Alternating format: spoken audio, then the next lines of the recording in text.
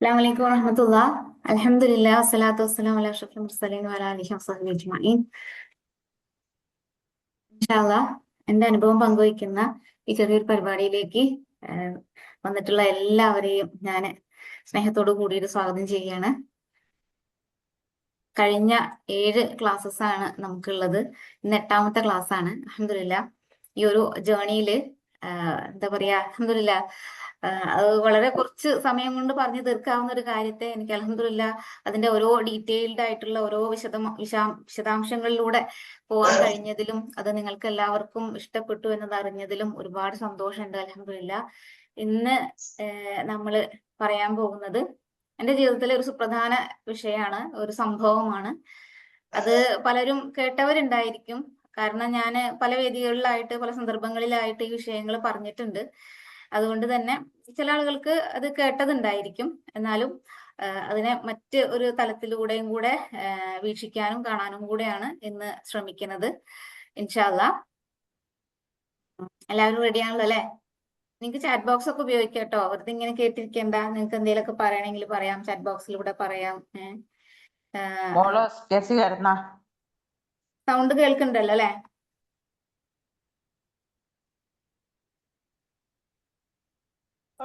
ഉണ്ട് കേൾക്കുന്നുണ്ട് കേട്ടോ.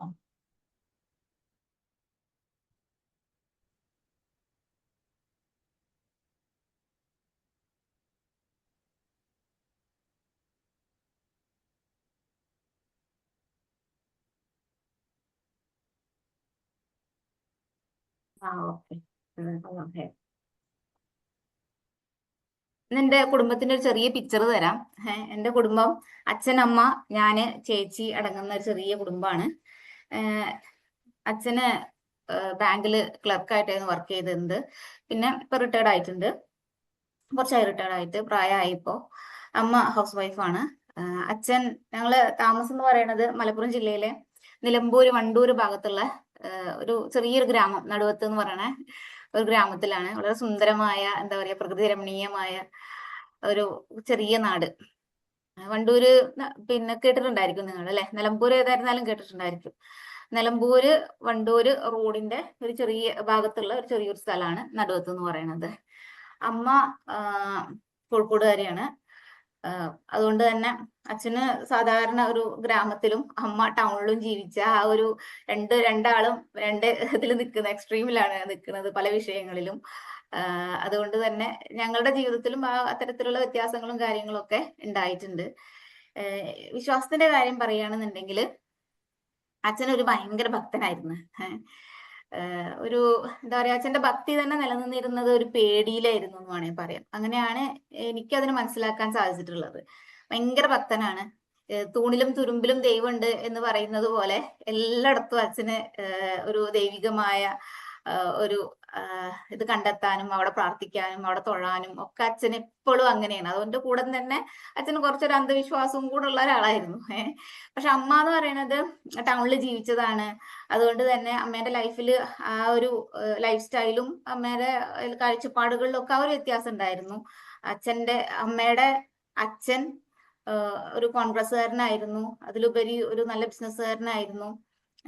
അതുപോലെ ഒരു എന്താ പറയാ, സ്വാതന്ത്ര്യ സമരത്തിലൊക്കെ ചെറുപ്പകാലത്ത് പങ്കെടുത്ത, ഇപ്പോഴും ഇപ്പൊ മരിച്ചു. ഞങ്ങളൊക്കെ കാണുന്ന സമയത്ത് ടിവിയിലൊക്കെ എന്തെങ്കിലും സ്വാതന്ത്ര്യ സമര സേനാനികളെ പറ്റി പറയുകയോ വല്ല ഗാന്ധിജീന്റെ ഒരു പിക്ചർ കാണിച്ചാൽ മതി, അപ്പൊ തന്നെ എഴുന്നേറ്റ് നിന്നുകൊണ്ടൊക്കെ ആയിരുന്നു അച്ഛൻ ആ ഒരു റെസ്പെക്ട് കാണിച്ചിട്ടുണ്ടായിരുന്നത്. അപ്പൊ അത്രത്തോളം പിന്നെ എന്താ പറയാ, അമ്മേന്റെ ജീവിതത്തിൽ കോൺഗ്രസ് ആ ഒരു രീതിയും കാര്യങ്ങളും പിന്നെ ടൗണിന്റെ ആ ഒരു എന്താ പറയാ ആഷ്ഘോഷും ഒക്കെ ലൈഫിൽ ഉണ്ടായിരുന്നു. പക്ഷെ അച്ഛനെ സംബന്ധിച്ചിടത്തോളം ഞങ്ങളുടെ ഈ ഒരു കൊച്ചു ഗ്രാമത്തിലെ ഗ്രാമീണമായിട്ടുള്ള എല്ലാ അവസ്ഥകളും അച്ഛനും ഉണ്ടായിരുന്നു. വിശ്വാസത്തിന്റെ കാര്യത്തിൽ അമ്മ സ്വാഭാവികമായിട്ടും അങ്ങനെ തന്നെ ആയതുകൊണ്ട് അമ്പലം കാര്യങ്ങളൊന്നും എപ്പോഴും ഉണ്ടായിരുന്നില്ല. വിശ്വാസം ഉണ്ടായിരുന്നു, പക്ഷെ എപ്പോഴും അമ്പലത്തിൽ പോവുക എപ്പോഴും അങ്ങനെയൊന്നും ഉണ്ടായിരുന്നില്ല. പക്ഷെ നാട്ടിൽ അച്ഛന്റെ അടുത്ത് എത്തിയതിനു ശേഷം ഞങ്ങൾക്ക് അടുത്ത് തന്നെ, നാട്ടില് അടുത്ത് തന്നെ ഒരു ശിവക്ഷേത്രം ഉണ്ടായിരുന്നു. അപ്പൊ അത് സ്ഥിരമായിട്ട് പിന്നെ അമ്മ ഇവിടുത്തെ ഒരാളായി. സ്വാഭാവികമായിട്ടും അമ്മയിലും അത്തരത്തിലുള്ള മാറ്റങ്ങളൊക്കെ ഉണ്ടായി. പക്ഷെ നമ്മള് കോഴിക്കോട് ചെല്ലുമ്പോൾ, അമ്മേന്റെ വീട്ടിലേക്ക് പോകുമ്പോൾ അവിടെ അങ്ങനെ അടുത്ത് ഒരു കാവ് അതൊക്കെ കണ്ടിട്ടുള്ളൂ. അല്ലാതെ ഭയങ്കരമായിട്ട് അവരെപ്പോഴും അങ്ങനെ ഒരു ദൈവികമായിട്ടുള്ള ഒരു ഇതിലൊന്നും ജീവിക്കുന്നതായിട്ട് നമ്മൾ കണ്ടിട്ടില്ല. അതുപോലെ തന്നെ അന്ധവിശ്വാസം അവർക്ക് തീരെ ഉണ്ടായിരുന്നില്ല. അവരുടെ സംസാരത്തിലും കാര്യങ്ങളിലും മാമനൊന്നും തീരെ അത്തരത്തിലുള്ള അന്ധവിശ്വാസങ്ങളോ കാര്യങ്ങളോ ഒന്നും ഉണ്ടായിരുന്നില്ല. പക്ഷെ അച്ഛന്റെ ഫാമിലിയിൽ ഇടയ്ക്കിടയ്ക്ക് ഇങ്ങനത്തെ പൂജയും കർമ്മങ്ങളും കാര്യങ്ങളും അതിലായിരുന്നു ഞങ്ങളുടെ ജീവിതം ഉണ്ടായിരുന്നത്. അങ്ങനെ അച്ഛൻ ഈ ചെയ്യുന്ന കുറെ കാര്യങ്ങൾ അതിനെങ്ങനെ കോപ്പി അടിക്കുകയായിരുന്നു എന്റെ പണി. അച്ഛനെ ഫോളോ ചെയ്യുക എന്നുള്ളതായിരുന്നു എന്റെ ഒരു പ്രത്യേക ജോലി തന്നെ. അച്ഛൻ എന്താ ചെയ്യണത്, അച്ഛൻ എന്താ പ്രാർത്ഥിക്കണത്, അതിങ്ങനെ റിപ്പീറ്റ് ചെയ്യുക, അച്ഛൻ എന്താ ചെയ്യണത് അത് നോക്കി അതേപോലെ ചെയ്യുക. ഇങ്ങനെയായിരുന്നു എന്റെ ഒരു അവസ്ഥ എന്ന് പറയണത്. പിന്നെ അമ്മയുടെ പഠിപ്പിക്കൽ ഞങ്ങളെ സംബന്ധിച്ചിടത്തോളം നല്ല സ്വാധീനം ഉണ്ടായിട്ടുണ്ട് ഞങ്ങളിൽ. ഈ അന്ധവിശ്വാസങ്ങളില്ലാതെയും അതുപോലെ തന്നെ അമിതമായിട്ടുള്ള കുറെ കാര്യങ്ങൾ ഇല്ലാതെയും ഒക്കെ ഞങ്ങളെ അമ്മ അങ്ങനെ പ്രൊട്ടക്ട് ചെയ്തിട്ടുണ്ട്. അച്ഛനെ സംബന്ധിച്ചിടത്തോളം ഇപ്പൊ ബസ്സിൽ പോവുകയാണെന്നുണ്ടെങ്കിൽ ഒരു അമ്പലത്തിനെ പോലെ തോന്നിയാൽ മതി, അവിടെ തന്നെ അച്ഛൻ എണീറ്റിട്ട് കൈ തൊഴുത് പ്രാർത്ഥിക്കുകയൊക്കെ ചെയ്യും. അപ്പൊ ഞാനും ചേച്ചി എപ്പോഴും അതൊരു ഫണ്ണായിട്ട് ഞങ്ങൾ ഇങ്ങനെ പറയും, അത് അമ്പലമൊന്നുമല്ല അതൊരു വീടാണെന്നൊക്കെ പറഞ്ഞിട്ട്, അത് വേറെന്തോ ആണ് അതിന് അച്ഛൻ എണീക്കണ്ട. ഞങ്ങൾക്ക് ഭയങ്കര നാണക്കേടായിരുന്നു. അച്ഛനായിട്ട് ബസ്സിലൊക്കെ പോകുമ്പോൾ അച്ഛൻ എണീറ്റൊക്കെ നിന്ന് പ്രാർത്ഥിക്കുകയൊക്കെ ചെയ്യുമ്പോൾ ഞങ്ങളിങ്ങനെ പറയും, അത് അങ്ങനെയൊന്നും അല്ല അച്ഛാ, അമ്പലമൊന്നും അല്ല, അവിടെ ഇരിക്കുന്നൊക്കെ പറഞ്ഞിട്ട് ഞങ്ങൾ ഇങ്ങനെ പറയും. അത്രയും ഒരു എല്ലായിടത്തും ഒരു പേടിയും ഭക്തിയും ആയിട്ടാണ് അച്ഛൻ നടന്നിട്ടുണ്ടായിരുന്നത്. എന്നുവെച്ചാല് അച്ഛൻ ശബരിമലയ്ക്ക് പോവായിരുന്നു. നിങ്ങൾക്ക് അറിയാലോ, ഈ മണ്ഡലകാലമായി കഴിഞ്ഞാല് ശബരിമലയ്ക്ക് പോകാൻ വേണ്ടിയിട്ട് മാലയൊക്കെ ഇടും. പിന്നെ സ്വാമിമാരായി 40 ദിവസത്തെ വ്രതവും കാര്യങ്ങളും. അച്ഛൻ ഭയങ്കര കണിശായിരുന്നു ആ വിഷയത്തിലൊക്കെ. നടന്നിട്ടായിരുന്നു മലയ്ക്ക് പോയിട്ടുണ്ടായിരുന്നത്. കുറെ തവണ അച്ഛൻ മലയ്ക്ക് പോയിരുന്നത് നടന്നിട്ടായിരുന്നു. അങ്ങനെ അച്ഛൻ തിരിച്ചു വരുന്നതും ഒക്കെ ഒരു ആഘോഷമായിരുന്നു. അച്ഛന്റെ കാലുകളൊക്കെ ഇങ്ങനെ വീർത്തിട്ടുണ്ടായിരിക്കും, ഇങ്ങനെ നീര് വെച്ചിട്ട് ഇങ്ങനെ വീർത്ത് പൊട്ടിയിട്ടൊക്കെ ഉണ്ടായിരിക്കും. അതൊക്കെ ഞാൻ കണ്ടിരുന്നത് ആ ഒരു ഭക്തിയുടെ ഒരു മൂർധന്യാവസ്ഥയായിരുന്നു. അച്ഛനുണ്ടായിരുന്ന ഭക്തിന്റെ ഒരു കാര്യമായിരുന്നു. അച്ഛൻ എത്രത്തോളം ദൈവത്തെ സ്നേഹിക്കുന്നു എന്നുള്ളതായിരുന്നു അതിനൊക്കെ ഞാൻ വായിച്ചെടുത്ത ഒരു പാഠം എന്നുള്ളത്. പിന്നെ എന്നിട്ട് അച്ഛൻ ഉരുവിടുന്ന ഓരോ മന്ത്രങ്ങളും പ്രാർത്ഥനയും എന്നെ അത്രയും സ്വാധീനിച്ചിട്ടുമുണ്ട്. അങ്ങനെ അതുപോലെ തന്നെ ഞങ്ങൾ എല്ലാവരും പോയി കാണുന്ന വേറൊരു അമ്പലം എന്ന് പറയുന്നത് ഗുരുവായൂർ ക്ഷേത്രമായിരുന്നു. ഗുരുവായൂർ ക്ഷേത്രം നിങ്ങൾക്ക് കേട്ടിട്ടുണ്ടായിരിക്കും, ശ്രീകൃഷ്ണന്റെയാണ്. മൊത്തം ആ ഒരു ആംബിയൻസ് ശ്രീകൃഷ്ണന്റെ മൊത്തം ഒരു ഭയങ്കര രസമായിട്ടുള്ള ഒരു സ്ഥലവും കാര്യങ്ങളുമാണ്. ഒരുപാട് വിഗ്രഹങ്ങളും ഒരുപാട് കല്ലിൽ കൊത്തിവെച്ച ബിംബങ്ങളൊക്കെ ആയിട്ട് വലിയ കൂറ്റൻ തൂണുകളൊക്കെ ആയിട്ടുള്ളതാണ് ഗുരുവായൂർ എന്ന് പറയുന്നത്. നമ്മൾ അവിടെ കയറി ചെന്നാൽ തന്നെ അവിടെ ഫുള്ള് എന്താ പറയാ, ഒരു കളഭത്തിന്റെയും മുല്ലപ്പൂവിന്റെയും ചെണ്ടുമല്ലിന്റെയും ജമന്തിന്റെയും ഒക്കെ ആയിട്ടൊരു വാസനയും ഒക്കെ ആയിട്ടൊരു പ്രത്യേക അന്തരീക്ഷമാണ്. വളരെ രസകരമായിട്ടുള്ള കുറെ നാളുകളായിരുന്നു അതൊക്കെ, അച്ഛനായിട്ട് പോകുന്ന ഇത്തരത്തിലുള്ള ടൂറുകള്. അതുപോലെ എന്താ പറയാ, രാവിലെ 3:30-ക്ക് എണീറ്റാലുള്ളൂ വാകച്ചാർത്ത് കഴിഞ്ഞിട്ടുള്ള ശ്രീകൃഷ്ണനെ കാണാൻ പറ്റുള്ളൂ. വാകച്ചാർത്ത് എന്ന് പറയുമ്പോൾ ശ്രീകൃഷ്ണനെ കുളിപ്പിച്ച് എല്ലാ ദിവസവും രാവിലെ കുളിപ്പിച്ച് ഇങ്ങനെ തൊഴാൻ റെഡിയാക്കിയിട്ട് ഇങ്ങനെ എല്ലാവർക്കും നട തുറക്കുക ചെയ്യുക. അപ്പൊ അത് കണ്ടിട്ടാണ് നമ്മൾ എല്ലാവരും എന്ത് ചെയ്യുക, തൊഴാനൊക്കെ ചെല്ലുക. അപ്പൊ 4 മണിക്ക് മുതലുള്ള ക്യൂ ഉണ്ടായിരിക്കും. അങ്ങനെ അതിന്റെ അവസാനം നമുക്ക് ഇത് കാണാൻ പറ്റും. ഇങ്ങനെയൊക്കെയാണ്.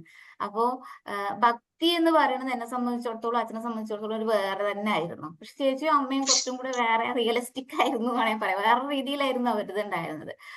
അപ്പം പിന്നെ എന്താ പറയാ, അച്ഛന്റെ കുറെ കഥകളും കാര്യങ്ങളും ഒക്കെ അച്ഛന് ദൈവം കുറെ അനുഗ്രഹിച്ച കുറെ കാര്യങ്ങളും മറ്റും അച്ഛൻ ഇങ്ങനെ കഥയായിട്ട് പറഞ്ഞു തരലുണ്ട് ഉറങ്ങുമ്പോഴൊക്കെ. അതുപോലെ അച്ഛൻ ശബരിമല പോയ സമയത്ത് ഒരുപാട് കാട്ടിലൂടെയാണ് യാത്ര ചെയ്തിട്ടുണ്ടായിരുന്നത്.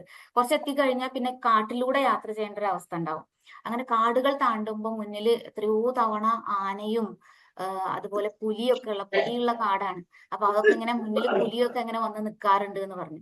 അങ്ങനെ ആ പുലി വന്ന് നിൽക്കുമ്പോൾ ഇവര് ശരണം ഉറക്കെ പറയും. അങ്ങനെ പുലി അവിടുന്ന് മാറിപ്പോകും എന്നൊക്കെ പറയുന്ന രസകരമായ കഥകളൊക്കെ കേട്ടിട്ടാണ് വളർന്നത്. അപ്പൊ അച്ഛന്റെ ആ ഒരു ഭക്തി എന്നെ ഒരുപാട് സ്വാധീനിച്ചിട്ടുണ്ട് എന്നാണ് ഞാൻ പറഞ്ഞു വരുന്നത്. അങ്ങനെ വീട്ടിലൊരു കുഞ്ഞി സ്വാമി റൂം ഉണ്ടായിരുന്നു. ഞങ്ങൾ സ്വാമി റൂം എന്നാണ് പറയാറ്. കുറെ പ്രതിമകളെയും ഫോട്ടോസും ഒക്കെ വെച്ചിട്ടുള്ള ഞങ്ങളുടെ വീട്ടില് ഒരു ഭാഗത്തുള്ള ഒരു മുറി. അവിടെ പിന്നെ ആണ് അച്ഛൻ കുളിച്ചു വന്നു കഴിഞ്ഞാല് കുളിച്ചിങ്ങനെ നനഞ്ഞ മുണ്ടുടുത്തിട്ട് ഈറനെടുത്തിട്ട് അവിടെ വന്ന് അച്ഛൻ സാഷ്ടാംഗം പ്രാർത്ഥിക്കാറുണ്ട്, എന്തൊക്കെയോ ജപിക്കാറുണ്ട്. അങ്ങനെ ഞാൻ അത് എപ്പോഴും വളരെ രസകരമായിട്ട് അത് നോക്കി നിന്നിട്ടുണ്ട്. അപ്പൊ അതുപോലെ ഞാൻ ചെയ്യാറുണ്ടായിരുന്നു. ഞാൻ ഇതേപോലെ കുളിച്ചു വന്നിട്ട് ആ റൂമിൽ പോയിരുന്നിട്ട് ഇതേപോലെ അച്ഛൻ ഉറക്കെ പറയുന്ന ഒരു പ്രാർത്ഥന ഒന്ന് മാത്രമേ എനിക്ക് കിട്ടിയിട്ടുണ്ടായിരുന്നുള്ളൂ. മറ്റേതൊക്കെ എന്തൊക്കെയോ ശ്ലോകങ്ങളും കാര്യങ്ങളൊക്കെ ആയിരുന്നു. അച്ഛൻ പറയാറുള്ളത് ഇങ്ങനെയാണ്: എന്നെയും എന്റെ കുടുംബത്തിനെയും രക്ഷിക്കണേ, ഞങ്ങളെ ശിക്ഷിക്കരുത് എന്നായിരുന്നു പ്രാർത്ഥന. അപ്പോൾ സ്വാഭാവികമായിട്ടും ഞാൻ വളർന്നു വന്നതും ആ ഒരു പ്രാർത്ഥന ഇങ്ങനെ നന്നായിട്ട് എന്റെ മനസ്സിലുണ്ടായിരുന്നു. എന്നെ എന്റെ കുടുംബത്തിനെയും രക്ഷിക്കണേ, ഞങ്ങളെ ശിക്ഷിക്കരുത് എന്ന്. അപ്പൊ അച്ഛൻ പറയുമ്പോ അമ്മേന്റെ പേര് എടുത്തു പറയും. അമ്മേന്റെ പേര് സുധ എന്നാണ്. അപ്പൊ സുധേനെയും എന്റെ 2 കുട്ടികളെയും അങ്ങനെ എന്നെയും കാക്കണേ എന്ന് പറയും. രക്ഷിക്കണേ, ഞങ്ങളെ ശിക്ഷിക്കരുത് എന്ന്. അപ്പൊ ഞാന് പറഞ്ഞിരുന്നത് എന്റെ അമ്മേനെയും അച്ഛനെയും ചേച്ചീനെയും എന്നെയും രക്ഷിക്കണേ, ശിക്ഷിക്കരുത്. അപ്പൊ ഇതിങ്ങനെ മന്ത്രം പോലെ എപ്പോഴും ഉണ്ടായിരുന്നു. ആ ദൈവത്തിനെ കാണുമ്പോഴൊക്കെ തന്നെയും അതും അതോടൊപ്പമുള്ള കുറെ പ്രാർത്ഥനകളും ആഡ് ചെയ്തിട്ടാണ് എല്ലാ കാര്യങ്ങളും സമർപ്പിക്കാറുണ്ടായിരുന്നത്. അങ്ങനെ ഇങ്ങനെ കഴിഞ്ഞു പോകുന്ന ഒരു സമയത്ത് ഒരു ദിവസം വെക്കേഷൻ ടൈം വന്നു. വെക്കേഷൻ ടൈമില് അച്ഛൻ വീട്ടിലുണ്ടാവും. ഞങ്ങളെല്ലാരും അമ്മേന്റെ വീട്ടിലേക്ക് കോഴിക്കോട് നിൽക്കാൻ പോവാറുണ്ട്. കുറെ ഒന്നും നിൽക്കാറില്ല, പക്ഷെ ആ വെക്കേഷന് ഞങ്ങൾ കുറച്ച് കൂടുതൽ നിന്നു. കുറച്ച് കൂടുതൽ ആ വെക്കേഷനിൽ അവിടെ സ്പെൻഡ് ചെയ്തു. അപ്പൊ അച്ഛനാണെങ്കിൽ വീട്ടിൽ ഒറ്റയ്ക്കാണ്. അച്ഛന് ഓഫീസ് ബാങ്ക് ഉണ്ട്, അച്ഛൻ പോയി വരാറുണ്ട്. അങ്ങനെ ഞങ്ങളെ വിളിക്കാന് കോഴിക്കോട് വരും. അച്ഛൻ അവിടെ ഒരു ദിവസം നിന്ന് പിറ്റേ ദിവസം നമ്മളെല്ലാരെയും കൂട്ടിയിട്ട് വീട്ടിലേക്ക് വരും. അങ്ങനെയാണ് ഉണ്ടാവാറ്. അങ്ങനെ ഞങ്ങൾ തിരിച്ചു വന്നു.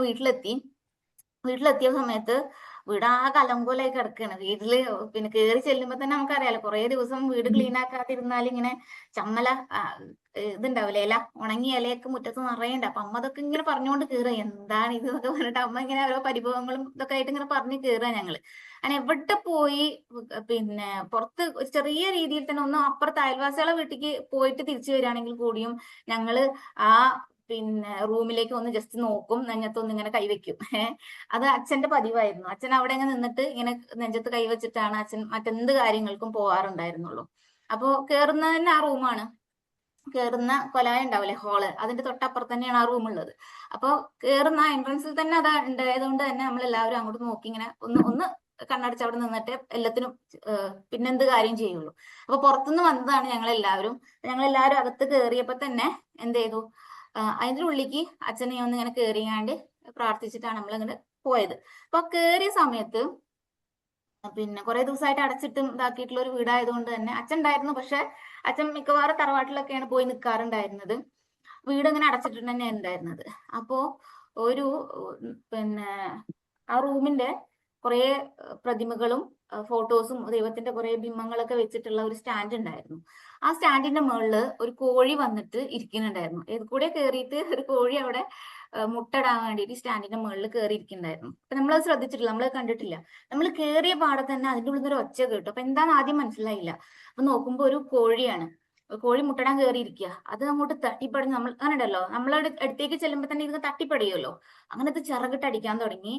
ചിറകിട്ട് അടിച്ച് പിന്നെ പോയി, പുറത്തേക്ക് ഓടിപ്പോയി. അതിങ്ങനെ റൂമിൽ ഇങ്ങനെ സ്ലിപ്പായിട്ട് ഇങ്ങനെ ഉണ്ടാവുമല്ലോ, നിങ്ങൾക്കറിയാലോ, ആ ഒരു നിങ്ങൾക്ക് കാണാൻ പറ്റുന്നുണ്ടല്ലോ. അത് അവിടെ ഇവിടെയൊക്കെ തട്ടി തടഞ്ഞു എല്ലാം കൂടെ ആയിട്ട് അത് പുറത്തേക്ക് ഓടിപ്പോയി. അപ്പൊ ആ ചിറകിട്ട് അടിച്ച സമയത്ത് സ്റ്റാൻഡിൽ ഉണ്ടായിരുന്ന ഒരു ശ്രീകൃഷ്ണന്റെ പ്രതിമ താഴെ വീണിട്ട് പൊട്ടിപ്പോയി. അത് ഞങ്ങളെ സംബന്ധിച്ചിടത്തോളം ഭയങ്കര ഞങ്ങൾ അല്പസമയത്തിന് എല്ലാവരും സ്റ്റക്കായി പോയി എന്ന് വേണമെങ്കിൽ പറയാം.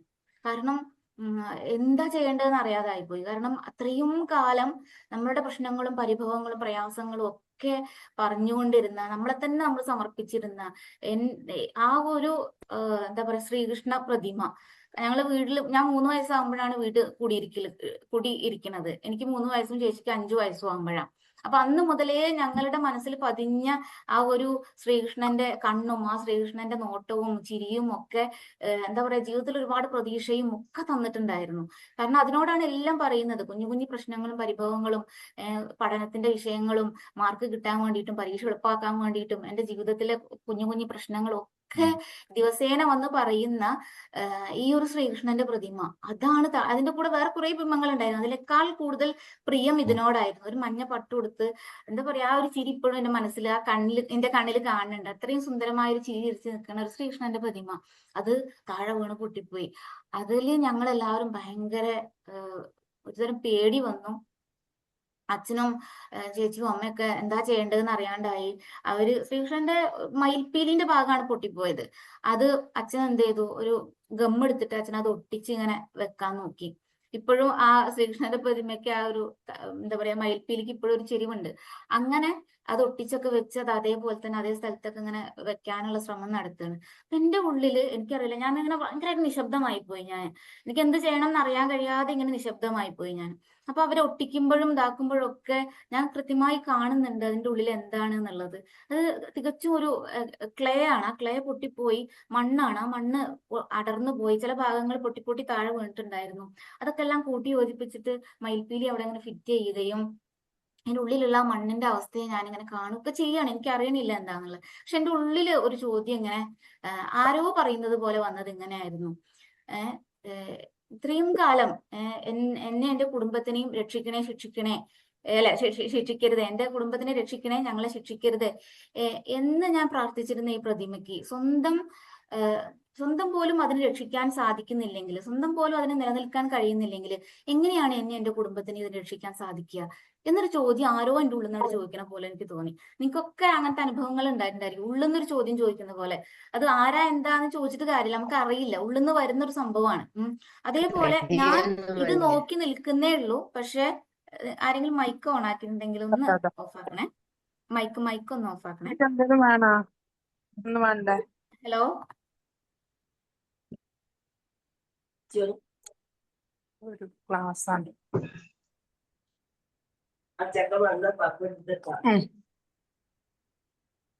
ഹലോ, മൈക്ക് ഒന്ന് ഓഫ് ആക്കണേ. ഓക്കെ.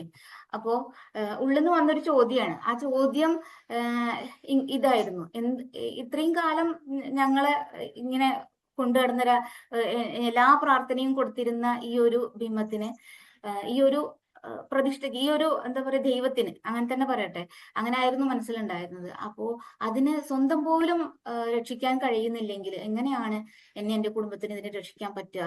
ഞാൻ ഇത്രയും കാലം പ്രാർത്ഥിച്ചത് അത് എന്താണ് ചെയ്യാൻ ഇതിന് പറ്റില്ലല്ലോ എന്നുള്ളൊരു തോന്നല് വന്നുപോയി. ഹലോ, പ്ലീസ് ഒന്ന് നിങ്ങൾ മൈക്ക് ഒന്ന് ഓഫ് ആക്കണേ. എനിക്കിതിൽ മനസ്സിലാവണില്ല ആരാണെന്ന്. മൈക്ക് പലരുടെയും മൈക്ക് ഓണാണ്.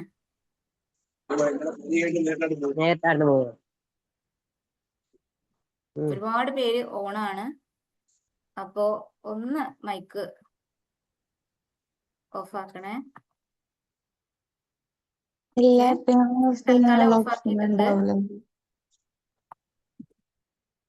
ആ ഒരു ഫ്ലോ നഷ്ടപ്പെട്ടു പോകും, അതുകൊണ്ടാണ്. പിന്നെ പറഞ്ഞു വരുന്ന ഒരു ഫ്ലോ നഷ്ടപ്പെട്ടു പോകും, അതുകൊണ്ടാണ്. പിന്നെ അങ്ങനെ എന്താ ചെയ്യാ, മനസ്സിൽ ആ ഒരു ചോദ്യം ഇങ്ങനെ വന്നു കഴിഞ്ഞു. പിന്നെ അതിലായി എന്റെ എല്ലാം കറങ്ങിക്കൊണ്ടിരിക്കുന്നത്. പിന്നെ അതിലായി എന്ത് ചെയ്യണമെന്ന് അറിയാതെ ഇങ്ങനെ ഭയങ്കര ആ ഒരു ചോദ്യം കൊണ്ട് ഞാൻ കുറെ കാലം നടന്നു. പിന്നെ ഞാൻ അമ്പലങ്ങളിലേക്ക് പോകുമ്പോഴൊക്കെ തന്നെയും ആ അതിനുള്ളിലുള്ള ആ ദൈവത്തിനെ കാണാൻ കഴിയാതെ ഞാൻ അത് എന്തുകൊണ്ടാണ് ഉണ്ടാക്കിയിരുന്നത്, അത് കല്ലാണല്ലോ, അത് മണ്ണാണല്ലോ, അത് ഇങ്ങനെയാണല്ലോ എന്നുള്ള ഒരു ചിന്ത എന്നിലേക്ക് ഇങ്ങനെ വരാൻ തുടങ്ങി. ഞാൻ പിന്നെ എന്റെ വല്യച്ഛനോട്, വല്യച്ഛൻ എന്താ പറയാ അമ്പലത്തിലൊക്കെ ഭയങ്കര പ്രധാനിയായിരുന്നു, അമ്പല കമ്മിറ്റിയിലൊക്കെ വലിയ ആളായിരുന്നു, അവിടുത്തെ പിന്നെ മാഷായതുകൊണ്ട് തന്നെ എന്താ പറയാ ഒരു പ്രമാണിയായിരുന്നു നാട്ടിലെ.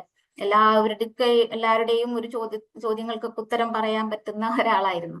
അപ്പോ ഞാനിങ്ങനെ അച്ഛൻ്റെ അടുത്ത് പോയിട്ട് ചോദിച്ചു, ഈ പിന്നെ ഓരോ വിഷയങ്ങൾ ഇങ്ങനെ നമ്മൾ ഈ പ്രതിഷ്ഠിച്ചിരിക്കുന്ന വസ്തുക്കൾ ഇന്ന കാര്യങ്ങൾ കൊണ്ടാണല്ലോ ഉണ്ടാക്കിയിട്ടുള്ളത്, പിന്നെ എന്തിനാ നമ്മൾ അവരോട് പ്രാർത്ഥിക്കുന്നത് എന്നുള്ള രീതിയിലൊക്കെ ചോദിക്കാൻ തുടങ്ങി. അപ്പൊ അച്ഛൻ എനിക്ക് ക്ലിയർ ആയിട്ട് അച്ഛൻ്റെതായ രീതിയിലുള്ള മറുപടിയൊക്കെ തന്നു. അച്ഛന്റെ ജ്യേഷ്ഠനാണ് കേട്ടോ. അപ്പൊ പറഞ്ഞു തന്നു, വല്യച്ഛൻ പറഞ്ഞു തന്നു, പിന്നെ അത് മണ്ണായിരിക്കാം, ചിലപ്പോൾ കല്ലായിരിക്കാം, പക്ഷെ അതിനകത്ത് കുടികൊള്ളുന്നത് ഒരു ദൈവികമായിട്ടുള്ള ശക്തിയാണ്. ആ ശക്തിയോടാണ് നമ്മൾ ചോദിക്കുന്നത്. അതുപോലെ തന്നെ വിളക്ക് കത്തിച്ചു വെക്കുന്നത് നമുക്ക് അതിനകത്ത് എത്രത്തോളം മനസാന്നിധ്യം ഉണ്ടാകാൻ വേണ്ടിയിട്ടും നമുക്ക് പൂർണ്ണമായിട്ട് ദൈവത്തിലേക്ക് ഇങ്ങനെ സമർപ്പിച്ചുകൊണ്ട് നിൽക്കാൻ കഴിയാനും വേണ്ടിയിട്ടാണ് എന്നുള്ള രീതിയിലുള്ള കുറേ സാധനങ്ങൾ പറഞ്ഞു തന്നു. ഞാൻ ഒരു ആദർശത്തെയോ ഒരു വിശ്വാസത്തെയോ ഒന്നും മോശമായിട്ട് കാണുകയല്ല. എല്ലാ വിശ്വാസങ്ങൾക്കും എല്ലാ ആദർശങ്ങൾക്കും അതിൻ്റെതായ രീതിയിലുള്ള പിന്നെ എന്താ പറയാ വില ഓരോരുത്തരും കൽപ്പിക്കുന്നുണ്ട്. പക്ഷെ എന്നിലുണ്ടായ ഒരു മാറ്റം അതെനിക്ക് പറയാതിരിക്കാൻ സാധിക്കില്ലല്ലോ, അതുകൊണ്ടാണ്. അപ്പോ ആ ഒരു ചോദ്യത്തിന് പിന്നാലെ കുറെ കാലം ഇങ്ങനെ നടന്നു. അങ്ങനെയാണ് എനിക്ക് നമ്മളെ സുഹൃത്തുക്കളുടെ ഇടയിൽ നിന്ന്, നമ്മളുടെ എന്താ പറയാ മുസ്ലിം സുഹൃത്തുക്കളുടെ ഇടയിലൊക്കെ സംസാരങ്ങളും കാര്യങ്ങളും ഒക്കെ ഈ വിഷയം ഞാൻ കൊണ്ടുവരാൻ തുടങ്ങി. അങ്ങനെ എനിക്ക് ഒരു ആയത്ത് കിട്ടി. അങ്ങനെയാണ് ആയത്ത് കുറിസി കിട്ടുന്നത്. ഏഹ് ആയത്ത് കുറിസി നമുക്ക് എല്ലാവർക്കും അറിയുന്ന ഒരു ആയത്താണല്ലോ. ഖുർആനിലെ തന്നെ ഏറ്റവും പ്രധാനപ്പെട്ട ആയത്താണ്. നമ്മൾ വളരെ ചെറുപ്പത്തിൽ തന്നെ അത് ബൈഹാർട്ട് ആക്കാറുണ്ട് അല്ലെ. അപ്പൊ ഞാൻ ആ ആയത്ത് എനിക്ക് കിട്ടി. അത് എന്റെ മനസ്സിൽ ഞാൻ കൊണ്ടു നടന്ന ഒരു ദൈവിക രൂപമുണ്ട്. കാരണം എന്റെ എന്ത് പ്രശ്നങ്ങൾ വന്നു കഴിഞ്ഞാലും എനിക്ക് അതിനോട് പറയാം. അതെപ്പോഴും എന്തായിരിക്കും, എന്നേക്കാൾ അല്ലെങ്കിൽ എല്ലാത്തിനേക്കാൾ ശക്തമായിരിക്കും അല്ലെ. നമ്മളൊരു കാര്യം ഒരാളോട് പറയണമെങ്കിൽ ഇപ്പൊ ഒരു കുട്ടി ഓടി വന്നിട്ട് കരഞ്ഞുകൊണ്ട് അമ്മേന്റെ അടുത്തേക്ക് വരുമ്പോ, ഉമ്മാന്റെ അടുത്തേക്ക് വരുമ്പോ, ആ കുട്ടിയുടെ മനസ്സിൽ എന്റെ ഈ പ്രശ്നത്തിന് ഒരു പരിഹാരം കണ്ടെത്തി തരാൻ എന്റെ ഉമ്മയ്ക്ക് കഴിയുമെന്നുള്ളതാ അല്ലെ. അതുപോലെ തന്നെ ഉപ്പാന്റെ അടുത്താണെങ്കിൽ ഓടി വരുമ്പോ എന്റെ ഈ ഒരു പ്രശ്നം എന്നേക്കാൾ വലുതായ, എന്നേക്കാൾ ശക്തിയുള്ള എന്റെ മുകളിലുള്ള ആളുകൾക്ക് അത് സാധിച്ചു തരാൻ കഴിയുമെന്നുള്ളതാ. അതേപോലെ തന്നെ നമ്മളൊരു കാര്യം ഒരാളോട് പറയണമെങ്കിൽ അയാളിൽ നിന്ന് നമുക്ക് എന്തെങ്കിലും ഇങ്ങോട്ട് കിട്ടും എന്നുള്ളൊരു പ്രതീക്ഷ ഉണ്ടായിരിക്കും. അപ്പോൾ നമ്മളുടെ ദൈവസങ്കല്പം എന്ന് പറയുന്നത് എപ്പോഴും അതൊരു സൂപ്പർ പവർ ആയിരിക്കും അല്ലെ. അപ്പൊ ആ ഒരു സൂപ്പർ പവർ, ഞാൻ എന്തും ചോദിച്ചാൽ, എന്തും എന്റെ പ്രശ്നങ്ങൾ പറഞ്ഞാലും അതിനൊരു സൊല്യൂഷൻ കണ്ടെത്തി തരുന്ന, അത് പരിഹരിച്ചു തരുന്ന ഒരാൾ എന്നുള്ള നിലയ്ക്ക് നമ്മൾ കൊണ്ടു നടന്ന ഒരു സാധനം അത് അത് ഉടഞ്ഞു പോകുമ്പോൾ, അത് നമ്മളിൽ നിന്ന് ആ വിശ്വാസത്തിനൊരു പ്രശ്നം സംഭവിക്കുമ്പോൾ നമുക്ക് ചോദിക്കാൻ ആളില്ലാതായി മാറുക. എന്റെ ഒരു പ്രശ്നത്തിന് പരിഹാരം ചോദിക്കാൻ ഒരാളില്ലാതായി വരുന്ന ഒരു അവസ്ഥ, അതെന്താ പറയാ, ഒരു ശൂന്യമായ ഒരു അവസ്ഥയാണ്. അങ്ങനെ കുറച്ചു കാലം അങ്ങനെ നടന്നപ്പോഴാണ് എനിക്ക് ദൈവത്തിന്റെ, എന്താണ് ദൈവം, ഞാൻ ഉദ്ദേശിക്കുന്ന ഒരു പവർഫുൾ ആയിട്ടുള്ള, എന്ത് ചോദിച്ചാലും ഇങ്ങനെ അതുകൊണ്ടല്ലോ അത്രയും ശക്തിയുള്ള ഒരു ദൈവം ഉണ്ടെങ്കിൽ ആ ഒരു ദൈവം എന്നുള്ള ഒരു സാധനം ഉള്ളിൽ നിന്ന് ഇങ്ങനെ ചോദിക്കാൻ തുടങ്ങി. അങ്ങനെ ആയത്തെ കുറിച്ച് നമുക്കറിയാം. ആയത്തെ കുറിച്ചിലെ പിന്നെ മീനിങ് വരുന്നത് അല്ലാഹു ലാ ഇലാഹ ഇല്ലാഹു അൽ ഹയ്യുൽ ഖയ്യൂം. നമുക്കറിയാം അള്ളാഹു, അവനല്ലാതെ ആരാധ്യനില്ല. അപ്പൊ ഞാൻ ആ ഒരു വരി വായിച്ചു. പിന്നെ കാണുന്നത് എന്നെന്നും ജീവിച്ചിരിക്കുന്നവൻ എന്നാണ്. അപ്പോഴും എനിക്ക് വലിയ പ്രശ്നമൊന്നും തോന്നിയില്ല. കാരണം അവനല്ലാതെ ആരാധ്യനില്ല, ദൈവം എന്നുള്ളത് ആരാധ്യനാണ്, അത്രേ ഞാൻ കണ്ടുള്ളൂ. പിന്നെ ജീവിച്ചിരിക്കുന്നവൻ, ഏകൻ എന്നുള്ള രീതിയിലേക്ക് പോകുന്നതിനെക്കാട്ടിലും അവൻ എന്നെന്നും ജീവിച്ചിരിക്കുന്നവൻ, അതും എനിക്ക് വലിയ കുഴപ്പമൊന്നും വന്നില്ല. എല്ലാം നിയന്ത്രിക്കുന്നവൻ, അതും ഓക്കെയാണ്. പിന്നെ അടുത്തത് വായിച്ചപ്പോഴാണ് മയക്കമോ ഉറക്കമോ അവനെ ബാധിക്കുന്നില്ല എന്ന് പറയുന്ന ഒരു സെന്റൻസ് വരുന്നുണ്ട്. അപ്പൊ ഉറക്കമോ മയക്കമോ ബാധിക്കുന്നില്ല എന്ന് പറഞ്ഞപ്പോൾ എനിക്കതൊരു ഭയങ്കര പവറായിട്ട് തോന്നി. കാരണം ഉറക്കം സംഭവിക്കുന്ന, മയക്കം സംഭവിക്കുന്ന ദൈവങ്ങളെ ഞാൻ പരിചയപ്പെട്ടിട്ടുണ്ട്. അപ്പോ അത് ദൈവത്തിന് അത് വേണ്ട എന്നുള്ളതും ദൈവത്തിന് ഉറക്കമോ മയക്കമോ ബാധിക്കുന്നില്ല എന്നുള്ളതും എനിക്കതൊരു ഭയങ്കര രസമായിട്ട് തോന്നി. കാരണം എല്ലാവർക്കും ഉള്ളതാണ് കുറച്ച് റെസ്റ്റ് എടുക്കുക എന്നുള്ളത് അല്ലെ. അപ്പൊ ദൈവത്തിനും അങ്ങനെ ആവാം എന്നുള്ള രീതിയിൽ നമ്മൾ കേൾക്കുന്നുണ്ട്. പക്ഷെ അതൊന്നും അല്ലാതെ ദൈവത്തിന് അങ്ങനത്തെ ഉറക്കം മയക്കൊന്നും ബാധിക്കുന്നില്ല എന്ന് പറഞ്ഞപ്പോ അടിപൊളിയാണല്ലോ എന്ന് തോന്നി. അവിടെ നിർത്തിയിട്ട് ഞാൻ എന്ത് ചെയ്തു, മുകളിലേക്ക് ഒന്നും കൂടെ വായിക്കാൻ തുടങ്ങി. മുകളിലേക്ക് വായിക്കുമ്പോൾ യാതൊരു വിധത്തിലുള്ള മയക്കമോ ഉറക്കമോ അവനെ ബാധിക്കുകയില്ല എന്ന് കഴിഞ്ഞപ്പോ എനിക്കൊരു സംഭവം കിട്ടി. അപ്പൊ ഞാൻ മുകളിലേക്ക് വായിക്കാൻ തുടങ്ങി. എല്ലാം നിയന്ത്രിക്കുന്നവനാണ് അവൻ. ആ ഉറക്കമോ മയക്കമോ ബാധിക്കാത്ത ആ ആള്, ആ ഒരു സംഭവം, ആ ഒരു ശക്തിക്ക് എല്ലാം നിയന്ത്രിക്കാൻ സാധിക്കും. ഓക്കെ. അപ്പൊ കുറച്ചും കൂടെ ഒരു സ്റ്റെപ്പ് ഞാൻ കയറിയ പോലെ തോന്നി. അത് കഴിഞ്ഞ മുകളിലേക്ക് ഞാൻ ഒന്നും കൂടെ വായിച്ചു. എന്നെന്നും ജീവിച്ചിരിക്കുന്നവൻ. ആ നിയന്ത്രിക്കുന്നവൻ എന്താണ്? എന്നെന്നും ജീവിച്ചിരിക്കുന്നവനാണ്. അവന് മരണം സംഭവിക്കുന്നില്ല, അവന് നാശം സംഭവിക്കുന്നില്ല, അവൻ എന്നെന്നും ജീവിച്ചിരിക്കുന്നവനാണ്. അവനല്ലാതെ ആരാധ്യനില്ല. അടുത്ത സ്റ്റെപ്പിലേക്ക്, മുകളിലേക്ക് ഞാൻ വായിക്കാൻ കേട്ടോ. അപ്പൊ അവനല്ലാതെ ആരാധ്യനില്ല. അങ്ങനെയാണെന്നുണ്ടെങ്കിൽ എന്നെന്നും ജീവിച്ചിരിക്കുന്ന, എല്ലാം നിയന്ത്രിക്കുന്ന, ഉറക്കവും മയക്കവും ബാധിക്കാത്ത അവനാണ് ആരാധ്യൻ. അവനല്ലാതെ വേറൊരു ആരാധ്യനില്ല എന്നൊരു സംഭവത്തെ എനിക്ക് അവിടുന്ന് കിട്ടി. അതാണ് അള്ളാഹു. അവനാണ് അള്ളാഹു. അങ്ങനെ മുകളിലേക്കാണ് ഞാൻ വായിക്കുന്നത്. മുകളിലേക്ക്, താഴത്തുനിന്ന് വായിച്ചു, അവിടെ നിന്ന് എനിക്ക് ക്ലിക്കായില്ല. എനിക്ക് ക്ലിക്കാവുന്നത് ഇവിടെയാണ്, ഉറക്കമോ ഭയക്കമോ ബാധിക്കുന്നില്ല എന്നുള്ളത്. അവിടുന്ന് ഞാൻ മുകളിലേക്ക് ഓരോന്നോരോന്നും ഇങ്ങനെ പോയ സമയത്ത് അവനല്ലാതെ ആരാധ്യനില്ല എന്ന് കിട്ടി. ആരാണ് അവൻ? അള്ളാഹു. അവിടുന്ന് ഇങ്ങോട്ട് വായിക്കുമ്പോൾ അള്ളാഹു, അവനല്ലാതെ ആരാധ്യനില്ല എന്ന് പറഞ്ഞിട്ടാണ് ആയത്ത് തുടങ്ങുന്നത്. ഭയങ്കര രസം തോന്നി എനിക്ക്. ഞാൻ ഭയങ്കര എന്തോ പറയാ, എന്തോ കിട്ടിയ മാതിരി. എനിക്ക് പറയാനൊരാളുണ്ട്. ഞാൻ അന്വേഷിച്ചിരുന്ന ആ ഒരു ഭയങ്കര പവറുള്ള ഒരു ദൈവം, ആ ദൈവം ആണ് അവനല്ലാതെ ആരാധ്യനില്ല, അവനാണ് അള്ളാഹു എന്നുള്ളൊരു സംഭവം എനിക്കങ്ങനെ കിട്ടി. അതിൽ ഭയങ്കര എന്താ പറയാ, ഭയങ്കര സന്തോഷമായിരുന്നു അത്. അതിങ്ങനെ മനസ്സിൽ ഇങ്ങനെ കൊണ്ടുവന്നു. അടിയിലേക്കുള്ള ആയത്തുകളൊക്കെ ഞാൻ പിന്നെ ആയത്തല്ല, അടിയിലുള്ള സെന്റൻസുകളൊക്കെ ഞാൻ ഇങ്ങനെ വായിച്ചു നോക്കി. അതൊന്നും കാര്യമായ രീതിയിൽ എനിക്ക് എന്താണെന്നും മനസ്സിലായിട്ടൊന്നും ഉണ്ടായിരുന്നില്ല. കാരണം വേദത്തിന്റെ ഭാഷ എന്നെ സംബന്ധിച്ചിടത്തോളം കുറച്ച് ടഫായിരുന്നു. അത് പഠിക്കാത്തതുകൊണ്ടും വായിക്കാത്തതിനെ കൊണ്ടും. ക്രിസ്ത്യൻസിനെ സംബന്ധിച്ചിടത്തോളം അവർക്ക് കുറച്ചും കൂടെ വേദമായിട്ട് കണക്ഷൻ ഉണ്ട്. ഹിന്ദുസിനെ സംബന്ധിച്ചിടത്തോളം വേദങ്ങൾ അവർക്ക് അത്ര വലിയ പരിചയം ഉണ്ടാവില്ല. കുറച്ച് ശ്ലോകങ്ങൾ മാത്രമായിരിക്കും അറിവുണ്ടാവുക. ഈ ശ്ലോകം പൊതുവെ മനസ്സിലാവൂലല്ലോ. അപ്പോ വേദം ബിസ്മില്ലാഹി റഹ്മാൻ റഹീം എന്ന് പറയുമ്പോ തന്നെ എനിക്ക് ബിസ്മി എന്ന് പറയണ നാമത്തിൽ എന്ന് പറയുന്ന സംഭവം അതെന്താണ് എന്നറിയാതെ കുറെ കൺഫ്യൂഷൻ ആയിട്ടുണ്ടായിരുന്നു. അങ്ങനെ വേദത്തിനൊരു ഭാഷയുണ്ട്, വേദത്തിനൊരു ശൈലിയുണ്ട്. ആ ശൈലിയിലേക്ക് നമ്മൾ കുറെ കഴിഞ്ഞപ്പോഴാണ് എത്തിയത് എന്നർത്ഥം. അങ്ങനെ ഈ ഒരു ആയത്തിന് ശേഷം ഭയങ്കര സംഭവമായിട്ട് ഇങ്ങനെ നിൽക്കുകയാണ് ഞാൻ. അങ്ങനെയാണ് അടുത്ത ആയത്തും കൂടെ ഞാൻ വായിക്കുന്നത്. എനിക്ക് ഖുർആൻ കിട്ടിയിട്ടില്ല കേട്ടോ അപ്പോഴൊന്നും. ഞാൻ കുറച്ച് ആയത്തുകളുടെ കാര്യമാണ് പറയണത്. പിന്നെ ഖുർആൻ മൊത്തത്തിലൊന്നും ആദ്യം മുതൽ അവസാനം വരെ വായിച്ച് അതിൽ ഞാൻ റിസർച്ച് നടത്തി അങ്ങനെയൊന്നും അല്ല ഞാൻ ഇസ്ലാമിന്റെ ഒരു പഠനവും നടത്തുന്നത്. ഇങ്ങനെ ഓരോരോ ആയത്തുകളിലാണ് എനിക്ക് ഇത്തരത്തിലുള്ള സംഭവങ്ങൾ ഉണ്ടായിട്ടുള്ളത്. അങ്ങനെ അടുത്ത ആയത്തിലേക്ക് ഞാൻ പോവാണ്. 255 ആയത്താണ് ബക്കറയിലെ ആയത്ത് കുർസി എന്ന് പറയുന്നത്. 256 ആയത്തിൽ നമുക്ക് എല്ലാവർക്കും സുപരിചിതമായിട്ടുള്ള ലാ ഇക്റാഹ ഫിദ്ദീൻ ഖദ് തബയ്യന റുശ്ദു മിനൽ ഗയ് എന്ന് പറഞ്ഞിട്ടുള്ള ആ ഒരു തുടങ്ങുന്ന ആയത്ത്. ലാ ഇക്റാഹ ഫിദ്ദീൻ, അതിന്റെ അർത്ഥം ഞാൻ വായിച്ച സമയത്ത് ഞാൻ ആകെ ഞെട്ടിപ്പോയി. സത്യം പറഞ്ഞാല് മതത്തിന്റെ കാര്യത്തില് ബലപ്രയോഗമേ ഇല്ല എന്നാണ് ഇവിടെ പറയുന്നത്. സന്മാർഗം ദുർമാർഗത്തിൽ നിന്ന് വ്യക്തമായി വേർതിരിച്ചിരിക്കുന്നു എന്നുള്ളത്.